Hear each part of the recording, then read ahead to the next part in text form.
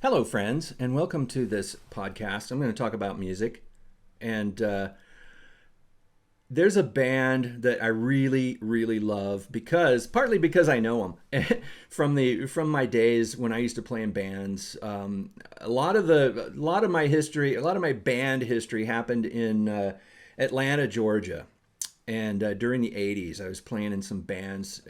Can you imagine how much fun that was? It was so fun in those days playing in bands.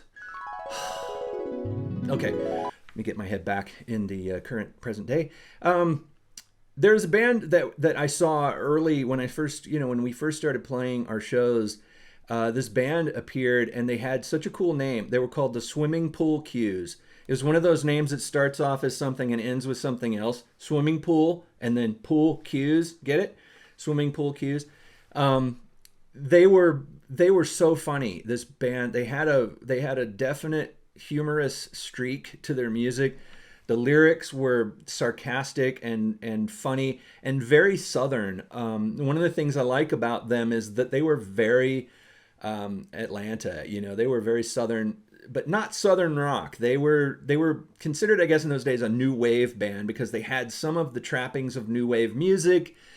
They were edgy. The chords and the guitar playing and the structure of the songs was sort of angular and quirky and cool and a little intricate. There was a little bit, you could tell these guys were kind of into a little bit of other kinds of music other than new wave, and they certainly, I don't think they had any allusions to being a punk rock band, but they did have some of that attitude of the good part of what I consider the good part of punk rock, which was the kind of do it yourself. We're going to do it our own way.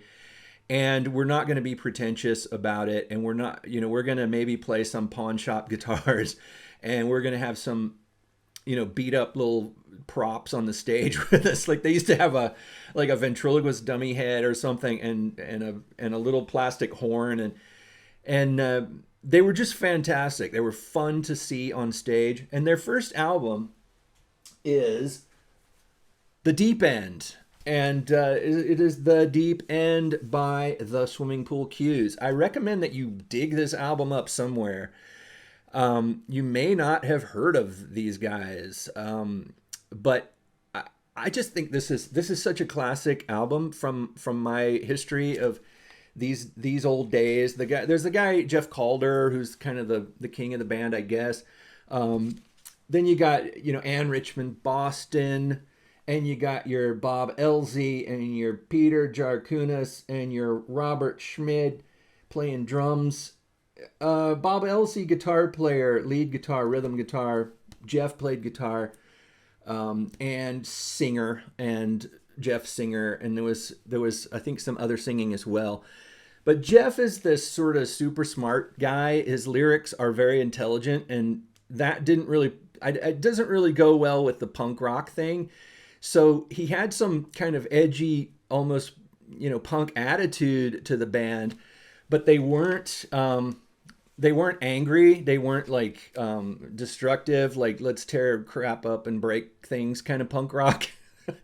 I don't even think they were punk rock. I think they were their own thing. I don't know how to explain them, really. They're hard to explain. But the songs are really quirky and funny. And just about every song, in fact, I'm going to go ahead and say that every song on here is great. Rat Bait is a song that everyone in Atlanta, and these guys still play. They still play. They're out there still rocking, just as rocking as they ever rocked.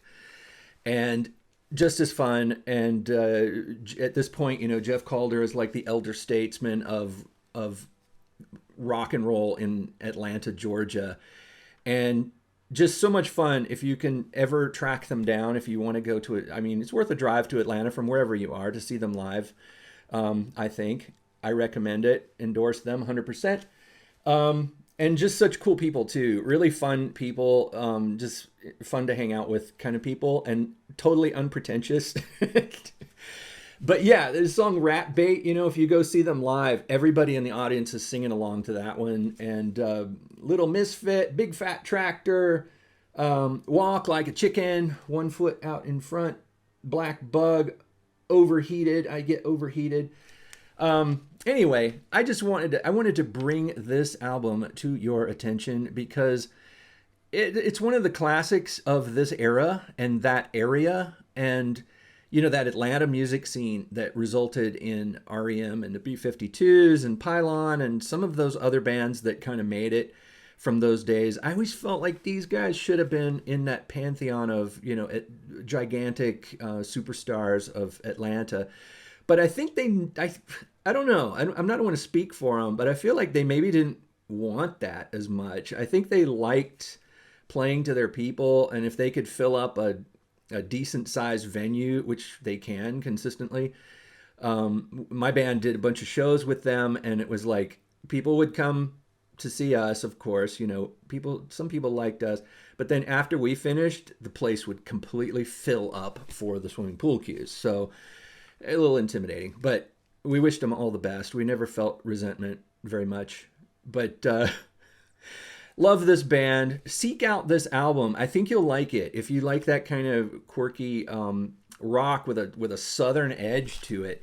That's really interesting. The imagery of, like, I don't know, college football kind of southern scenarios, and those kind of dudes that you see. I mean, Jeff Calder with his lyrics sort of calls out some aspects of that toxic masculinity thing that's going, that we all grew up with in the South, the southern kind of things that we all remember. Anyway, going off on another tangent here, but I highly recommend the Swimming Pool Cues.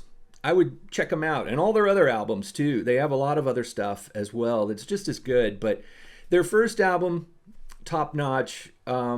Fun songs on there. Listen to them a couple times and you'll be singing them for the rest of your life. They'll be going through your head. You'll be singing Rat Bait, I'll bet you. So thanks for listening, and I will talk to you again soon.